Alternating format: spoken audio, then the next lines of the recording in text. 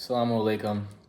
So, I was a Christian for over 20 years, and there was one simple comment that shifted everything that I thought I believed in. And so today I want to share my path that led me to Islam. So, I became a Christian around, I would say, 7 to 10. I don't remember exactly. But my mom originally, she was asking those, life purpose questions. Why am I here? Where am I going after we die? And she dabbled in Jehovah's Witness for a little while, realized it was a cult, and then she switched to a non-denominational Christian. And this is what I was starting then. Over time, of course, I started going to church, listening to lectures, reading the Bible. I remember a couple of the pastors that I listened to. They were Stephen Furtick and Jack Hibbs. From there, I just continued to read, question, get deeper into the faith. As I went to college, I started getting into the idea of being more spiritual than religious. And so, I was going to church. I started to not like church. I felt like it was just kind of a waste of time and I wasn't really connected. So I started wanting to be more spiritual, wanted to really have that, relationship with God. And so I started reading a lot of different things, continued to read the Bible. I got into a lot of self-help books. That started changing the way that I thought. The self-help books, the common ones you guys already are probably familiar, Rich Dad, Poor Dad, things like that. It made me start to understand that the normal path isn't always the best. I started to question everything that I was taught. We're always told so many different lies and we just accept them without questioning, and we just continue to drift in these thoughts. And so one of the main books that kind of shifted the way I was thinking, it was a book called The Three Magic Words. The Three Magic Words, I forgot the author, something Anderson, it was a Christian mysticism book, and it was taking the different verses of the Bible and basically spiritualizing them. It was giving a lot of insight. It's a good book. It said some things like, if, you have the faith of a mustard seed, you can move a mountain. And explaining how, with enough belief and faith, you can do these miraculous things. This is why the disciples were able to, heal people, things like that. It would say things that, if you're filled with the Holy Spirit, then that means that God is living inside you, and therefore you have the power of God, right? And spoiler alert, the three magic words are, you are God. I got to the end, read those, and I took some good stuff from the books, but that didn't sit right with me. I knew that, you're not God, I'm not God. There is a creator that is in control. I continued on the self-development path, continued to read a lot of great books, and I ended up moving to Florida. This is, I was playing basketball in college, ended up coaching in Florida, and this is where everything kind of shifted for me. I had made a comment to one of the kids on the basketball team, and it was one of those typical Christian comments that said, I said, I forgot exactly what happened, but I said, this is why you need Jesus, something along those lines. And his response was, I worship the God that Jesus prayed to. And that threw me in a spiral because it was so simple, so profound, and it was something that, though I've been reading the Bible this whole time, I completely looked over. Because, in Christianity, we're taught, and a lot of the preachers, always are teaching the Trinity. They're preaching that, Jesus is God. And you kind of forget that the Father was the one who was basically in control of everything. It would say stuff that Jesus would say, not my will, but the will of the Father, etc. And so this made me want to reread the Bible without any bias, without any outside teaching getting pushed through my lens. And so I did that, and I ended up reading the Quran as well. And this is where everything clicked. Right? I read the Quran. It was so, after reading it, I knew that this was from God. It explained everything. I realized that Islam is not a new religion. It's not evil. It's not from the devil, which a lot of people think. It's the same message that has been brought to us over time. It was the same message that all the prophets came with.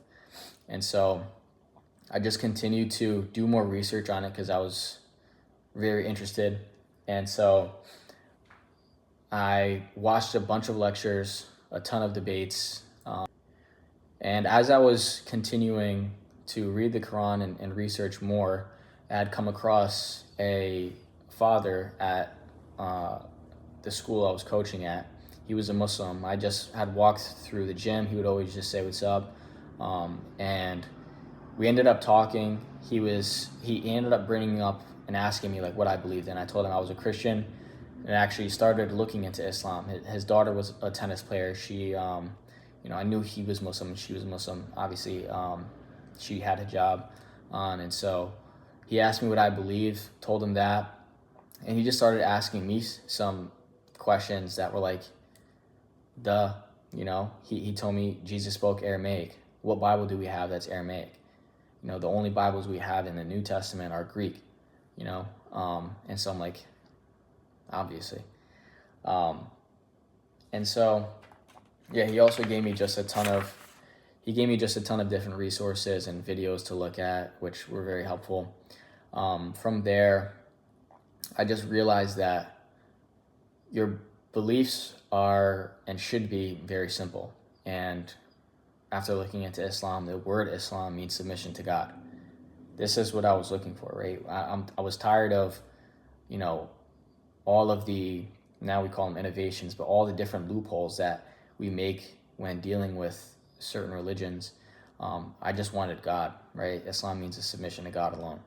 And this is the main concept in Islam. It's to worship God alone, basically do good and stay away from evil. And it's all common sense that we just seem to forget. And it is kind of mixed in to these Christian beliefs without, having that foundation of worshiping God alone, And so from there, I basically became like a Muslim in disguise. I didn't really want to be open about what I was learning and my beliefs, and I just kept it hidden for a while. And so I started asking my friends and family that were Christian, giving them some different Bible verses that would possibly make them rethink what they've been taught. When Jesus is saying, "I'm going to my God, your God, the only true God," who is he talking about? He's not talking about himself. Jesus praying to God. A lot of the comeback or rebuttals were, but what about this? Or what about this? What about when Jesus says that I and the Father are one? You continue to read, it also says that, Jesus is saying, I and the Father are one, and you speaking to the disciples should be one with Jesus like I am with the Father. So does that mean we should, worship the disciples as God? No, right? It's clearly a sort of, I don't want to say figurative language, but it's one and the same purpose, one and the same will. And this is what we should strive for, doing the will of God. And so from there, I just was talking to them, ended up getting into heated debates pretty often. And after that, I don't do that anymore. It's so draining. And at the end of the day, Allah guides who he wills. So that's just where I'm at now. And after, so I started just learning more about Islam. I started to try to learn how to pray, just watching videos, things like that. And I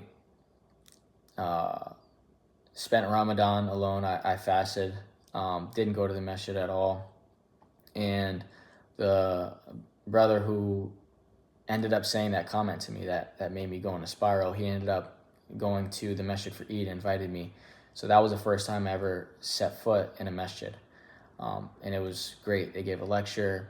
It was awesome. We prayed. I didn't know how to pray. I just was following along. Everyone was super cool, excited, obviously because Eid is a huge thing.